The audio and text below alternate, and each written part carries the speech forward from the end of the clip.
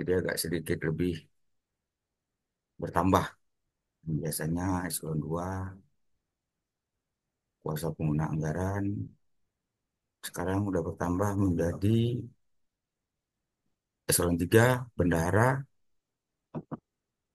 Jadi saya ada sedikit tampilan ah, pendukung untuk cara pendaftaran wajib lapor LHKPN para pejabat.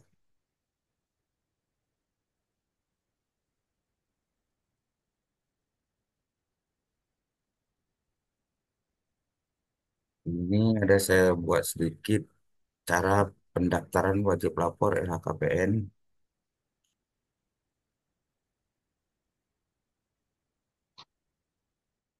Latar belakang, setiap penyelenggara negara diberikan amanat dan tanggung jawab oleh rakyat. Karena memiliki tanggung jawab yang besar, penyelenggara negara harus menghadiri praktek-praktek KKN, menghindari praktek-praktek KKN dalam penyelenggaraan negara untuk mencegah penyelenggara negara dari praktek-praktek KKN. Maka diterbitkan Undang-Undang Nomor 28 Tahun 99 tentang penyelenggara negara, bebas dari korupsi, kolusi, nepotisme untuk penyelenggara negara. Selanjutnya, dasar hukum tadi udah dijelaskan oleh Pak Kabak. Masyarakat, jadi masyarakat itu tahu dia bisa dipublikasikan oleh pihak KPK, bisa melihat para pejabat berapa sih harta kekayaannya. Nah, itu biasa dipublikasikan oleh tim verifikasi dari LHKPN dari KPK setiap habis lapor tahun lapornya. Biasanya tuh verifikasi di 31 Maret akhir, verifikasi dari tim verifikasi KPK-nya. Setiap apa yang diinput oleh peserta lapor LHKPN dan meningkatkan transparansi dan akuntabilitas, memenuhi kebutuhan manajemen dalam rangka pencegahan korupsi. Ini manfaat daripada LHKPN. Jadi di dasar-dasar untuk pendaftaran dari pihak aplikasi LHKPN tersebut ada mengeluarkan form untuk pendaftaran awal wajib lapor. Nah, jadi kalau yang sudah mendaftar wajib lapor, dia nggak perlu mendaftar lagi, tinggal langsung untuk merubah reguler daripada laporan yang sebelumnya. Misalnya dia pelaporannya kan setiap tahun. Nah, setiap tahun macam keadaan sekarang, jadi kita laporan di tahun 2024. Pengisiannya itu di Januari untuk tahun lapor 2024.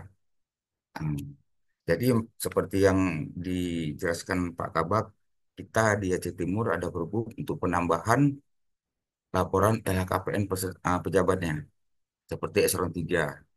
Bendahara itu kan belum pernah melapor. Jadi mereka wajib untuk mengisi form pendaftaran LHKPN. Nah, ini contoh form pendaftaran LHKPN bagi yang baru. Ini nanti kita share di chat untuk formnya, nanti bisa diisi oleh peserta yang baru yang belum menjadi peserta wajib lapor.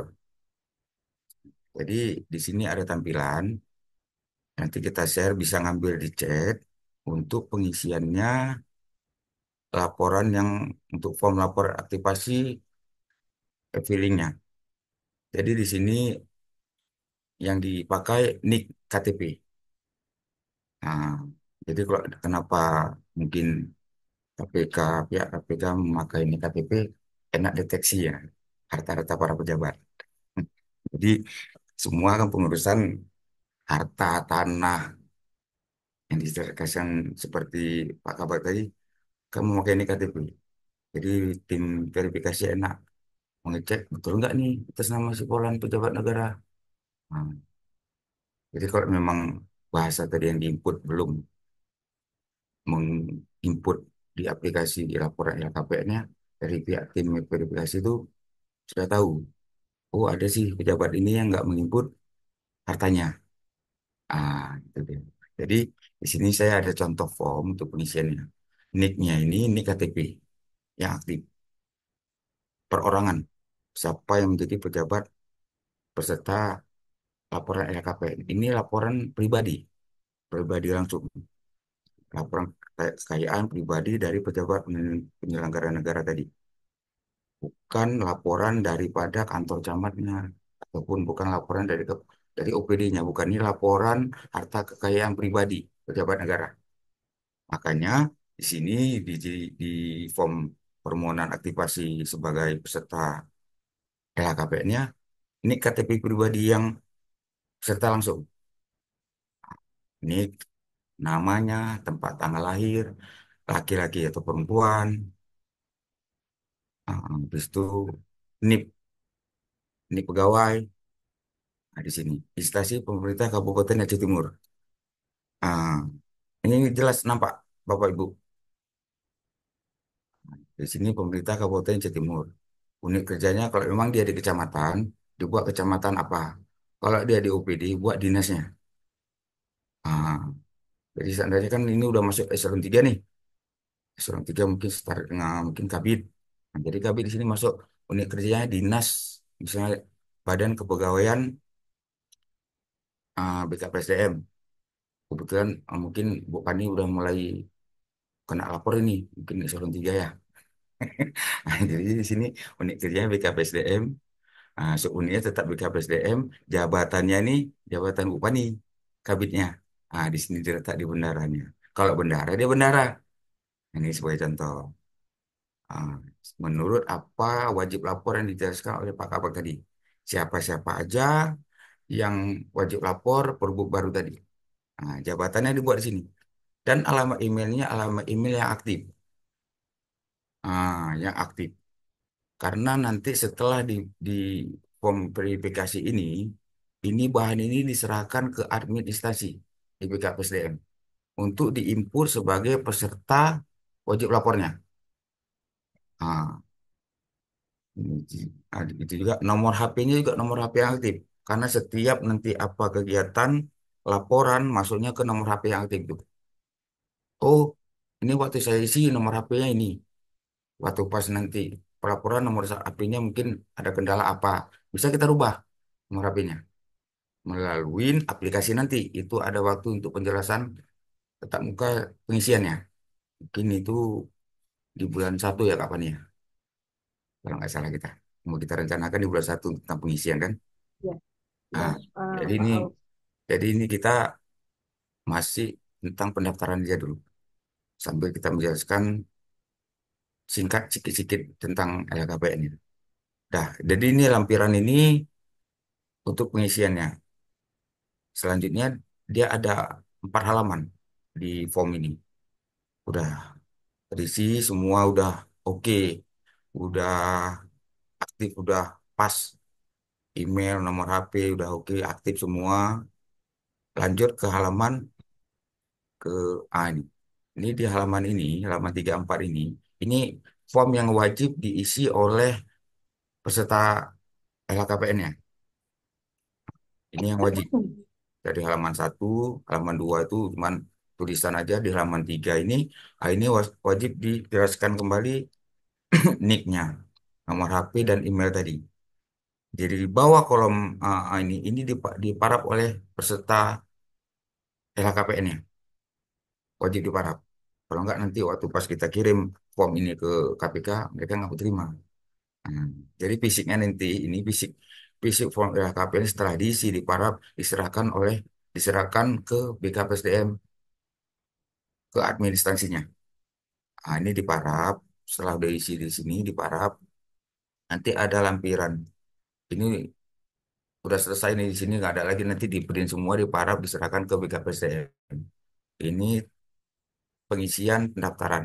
Karena validasi nanti tetap kita input di administrasi peserta yang baru melapor. Nanti setelah udah kita input melalui administrasi, nanti ada balasan user sama passwordnya melalui email yang kita isi tadi ke email masing-masing penyelenggara negara tadi. Nah, itu nggak lama tuh. Cuma berapa menit aja langsung masuk. Jadi di user itu, usernya itu tetap nik KTP. Nah, di usernya. Setelah udah di admin menjelaskan untuk menginput pesertanya, masuknya user itu ke email yang aktif tadi. Email ini bisa diganti nanti setelah udah dapat user untuk kita buka ke aplikasi masing-masing. Nah, selanjutnya, ini di halaman terakhirnya, di poin 9-nya, ini wajib diisi penandatanganannya oleh yang peserta wajib lapor tadi. Kalau nggak sah, kalau nggak ditandatangan. Ini di lampiran terakhirnya. Tanggal kapan pengisian form ini, misalnya di Aceh Timur, gitu. Tanggalnya misalnya hari ini, atau besok, atau lusa, buat aja. Langsung ditandatangani oleh penyelenggara negara. Langsung di print, diserahkan ke BKPSDM. Aktivasi form ini yang 4 halaman tadi. Untuk kita eh, aktivasikan ke akun aplikasi LHKPN-nya. Setelah ini udah diberikan ke BKPSDM, nanti ada tutorial untuk pengaktifan user dan password Bapak Ibu sekalian peserta LHKPN tadi. Nah, kita linknya ada kita kasih. Nah, nanti aktivasinya di sini langsung. Ini link untuk masuk ke aplikasi LHKPN-nya. Nah, klik ini linknya, nanti ada masuk usernya, kita klik lapor LHKPN di sini, nanti keluar tampilan seperti ini dia. Nah, tampilan seperti ini. Nanti setelah diaktifasi, saya aktifasi sebagai admin peserta wajib lapor. NIK ini maksudnya ke email Bapak Ibu yang aktif diisi di form tadi. Pengisiannya. Nanti ada masuk inbox email, di situ keluar usernya itu tetap NIK KTP. Usernya. Usernya NIK KTP nanti di situ ada password mesin dari aplikasi LHKPN-nya. Diacak biasanya tuh. Kalau Bapak Ibu mau pakai itu boleh juga, passwordnya mau diganti juga boleh. Itu nanti masuk ke aplikasi ini, penggantian passwordnya. Jadi di sini masukkan nih password mesin yang masuk dalam inbox. Di sini nanti ada centang. Centang ini harus seperti ini dia. Ah, tab-tabnya ada seperti ini. Langsung tekan login. Login nanti tampilan setelah udah login kita masukkan semua nicknya. Nicknya ini nggak perlu salah. Kalau salah dia tetap nolak. Nanti keluar tampilan dia seperti ini. Ini tampilan berandanya daripada LHKPN tadi. Ini beranda tentang LHKPN tadi. Setelah udah masuk, udah oke semua password, udah oke, password yang di inbox tadi, nick tadi udah oke, masuk ke mari untuk masuk ke dalam aplikasi LHKPN-nya, kita kliknya di e-filing. Nah, kalau ada klik di e-filing ini, keluar dari tampilan seperti ini. Ah, ini karena keadaan belum masih verifikasi, kita nggak bisa buka. Nggak bisa. Ini tampilan seperti ini, tampilan yang sudah pernah melapor. Ini sudah pernah melapor. Jadi keluar ya tahunnya. Ah, kalau Bapak Ibu yang baru melapor, dia belum keluar ini. Nggak ada nih riwayat ini nggak ada. Dia masih kosong semua nih, hilang. Nah, jadi di sini ini nanti teknis kita adakan mungkin di bulan 1 awal untuk pengadaan ini. Itu masuk ke teknis pengisian.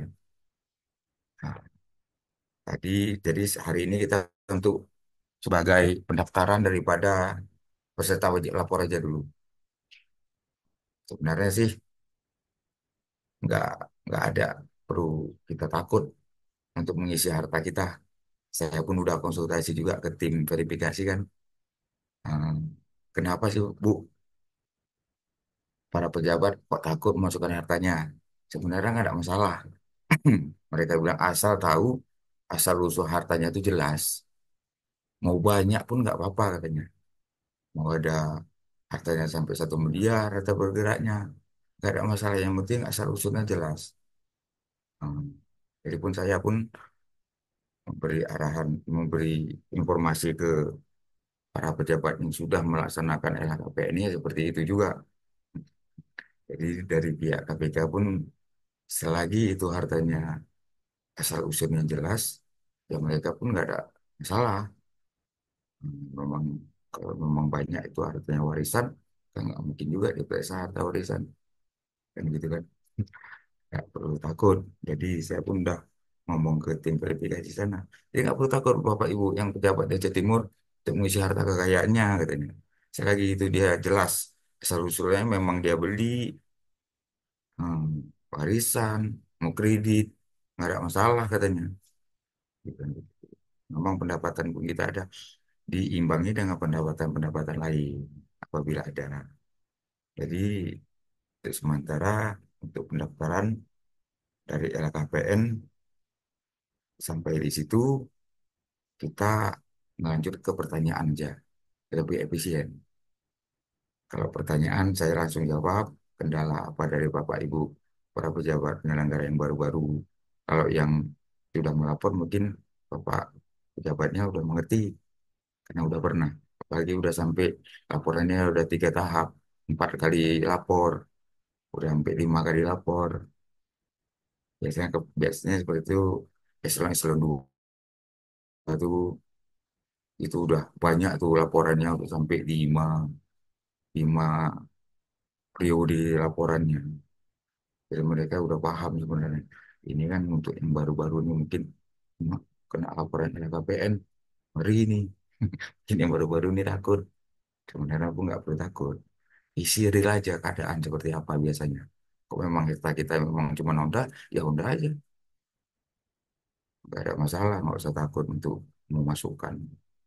Jadi itu aja Bapak Ibu dari saya sedikit pemahaman tentang pendaftaran. Nah, jadi kita langsung ke tanya jawab. Kalau Bapak Ibu mungkin mau nanya pengisian LKPN-nya, mau nanya tentang peraturannya, dan narasumber siap untuk menjawabnya. Jadi gitu aja Bu Fani. Terima kasih. Assalamualaikum warahmatullahi wabarakatuh.